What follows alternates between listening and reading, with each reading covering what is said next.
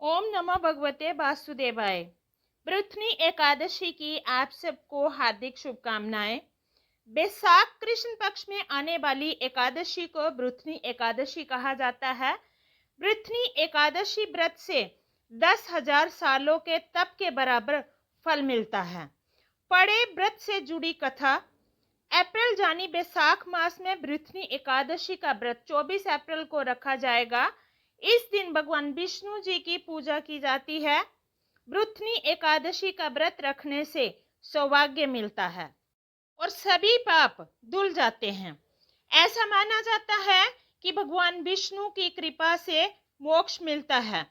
पृथ्वी एकादशी का व्रत बहुत फलदायी है। अगर किसी ने गलती से कोई पाप किया है तो वह भी खत्म हो जाता है। एकादशी तिथि भगवान विष्णु को समर्पित है।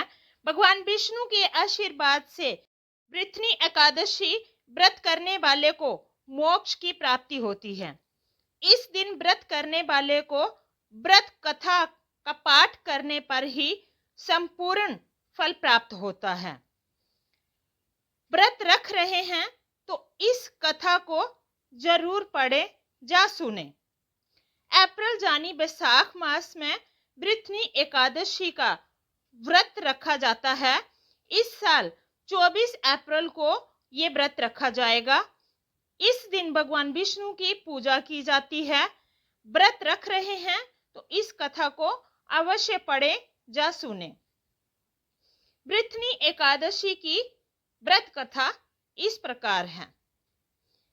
महाराज युधिष्ठिर ने श्री कृष्ण जी से कहा, हे भगवान, आप मुझे कोई ऐसा व्रत का विधान कहें जिससे पुण्य मिले। तब भगवान श्री कृष्ण ने कहा, हे राजेश्वर, ऐसे व्रत का नाम बैसाख मास की पृथ्वी एकादशी है। ये सौभाग्य देने वाली है और सभी पापों को नष्ट करने वाली है। इस एकादशी पर व्रत करने से 10,000 सालों के तप के बराबर फल मिलता है। जो फल सूर्य ग्रहण के समय 1,00,000 बार के स्वर्ण के दान के करने से मिलता है, वो इस व्रत को रखने से मिलता है। इतना पुण्यदायी व्रत है पृथ्वी एकादशी का। ऐसा कहा जाता है कि हाथी दान, घोड़े के दान से, स्वर्ण दान, अन्न के दान से और अन्न दान के बराबर कोई दान श्रेष्ठ नहीं माना जाता। अन्न दान से देवता, पितर और मनुष्य तीनों तृप्त हो जाते हैं। इस एकादशी पर कन्यादान और अन्न दान दोनों के योग का बराबर फल मिलता है। जो लोग लोभ के वश में होकर कन्या का दान लेते हैं, उन्हें अगले जन्म में बिलाव का जन्म मिलता है। जो मनुष्य कन्यादान करते हैं, उनके पुण्य चित्रगुप्त भी नहीं लिख पाते हैं।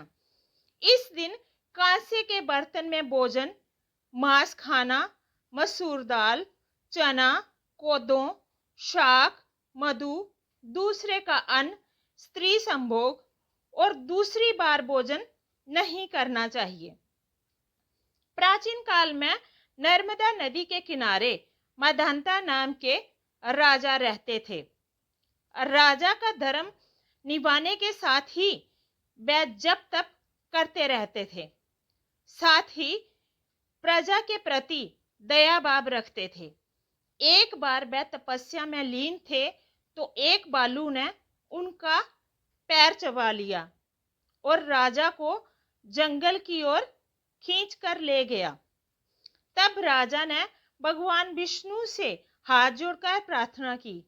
भक्त की पुकार सुनकर भगवान विष्णु वहां पहुंचे। भगवान विष्णु ने चक्कर से बालू को मार डाला, लेकिन बालू ने राजा का पैर नोचकर खा लिया था। इस बात का राजा को बहुत दुख हुआ।